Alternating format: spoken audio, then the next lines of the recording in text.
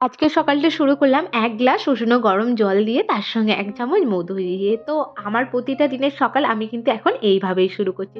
কেন জানো তো? শীতকাল চলেই এসেছে আর ঠান্ডা একবার লাগলে মোটেই ছাড়তে চায় না। তো ওইজন্য মধুটা শেষ হয়ে গিয়েছিল, তো বরকে দিয়ে পুরো একটা বড় বোতলে নিয়ে এসে রেখে দিয়েছি। কারণ গোটা শীতভর এখন মেয়ের সঙ্গে আমিও খাবো। আর কি জানো তো? মেয়েকে গরমকালে মিজরির জল খাওয়াই। তো শীতকাল যেহেতু পড়ে গেছে আর শীতকালে মধুর জলটাই খাইয়ে থাকি। আর মধু প্রতিদিনই খায়। কিন্তু আমার সময় বের করে প্রতিদিন খাওয়া হয়ে উঠছিল না। বিয়ের আগে আমি কন্টিনিউয়াসলি খেতাম, কিন্তু বিয়ের পর আমার কন্টিনিউয়াসলি খাওয়া হয়নি একভাবে।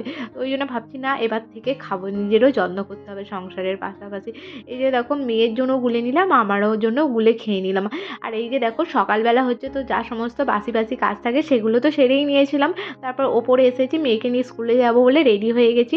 আর এই শীতকালের সকালবেলা ঘুম থেকে উঠেই না স্কিনের চর্চা করলে হবেই না। কারণ কি বলো তো? অন্যান্য আর কি গরমকালে, বর্ষাকালে ত্বকের যত্ন অত না করলেও চলে। কিন্তু শীতকালে মুখটা একটু ফেস ওয়াশ দিয়ে ধুয়ে মুখে আর কি কোনো ক্রিম না লাগালে পুরো মুখটা টান হয়ে থাকে। নিজেরই মানে বিরক্ত লাগে। তো এই যে দেখো, মেয়ে সকালবেলা উঠেই আমার অনেক কাজ বাড়িয়ে ফেলেছে। আর এখন মাম্মাম নিচে খেলা করছে, তো আমি সেই সুযোগে চলে এসেছি ওপর ঘরটা গুছাতে। মানে ওপরে যে আমার বিছানাটা থাকে সেটাই গুছাতে। আর দেখো, সকালবেলা ঘুম থেকে উঠেই ফুলদানি থেকে ফুলগুলো বার করে সে খেলতে আরম্ভ করে দিয়েছিল। আর এই ফুলগুলো জানো তো, মাম্মাম ওর বোনুর অন্নপ্রাশনে গিয়ে সেখান থেকেই নিয়ে এসেছে। মানে ওই যে ফুলের সমস্ত ডেকোরেশন করা থাকে সেখান থেকে খুলে নিয়ে চলে এসেছিলো। তো আমিও একটা বুদ্ধি খাটিয়ে এই যে ফুলদানি করে ফেলেছি। তো কেমন লাগলো ফুলদানিটা জানিও তোমরা। আর এই যে বেডসাইড টেবিলটা দেখো কি হারে অগোছালো হয়ে আছে। কি জানো তো? ছোট বাচ্চা থাকলে যতই তুমি ভাবো যে গুছিয়ে সমস্ত কিছু রাখবো, কিন্তু কখনোই সেটা সম্ভব হয়ে ওঠে না। তো মামামি আছে, আমি প্রতিদিন গুছাই, ও প্রতিদিনই সেগুলোকে অগোছালো করার জন্য। যাই হোক, ও এখন ছোট আছে, ও তো এগুলো করবেই, বড় হয়ে গেলে কি আর করবে?